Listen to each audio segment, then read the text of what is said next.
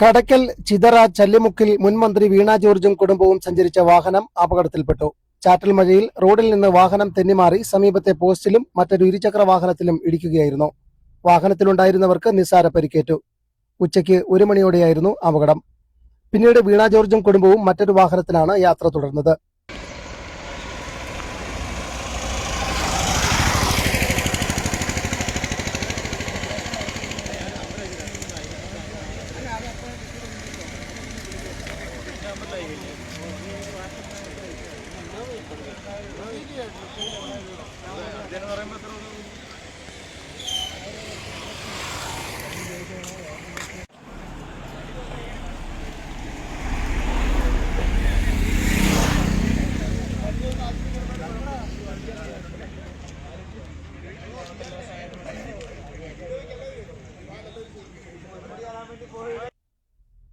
Fox TV news, Pathanapuram.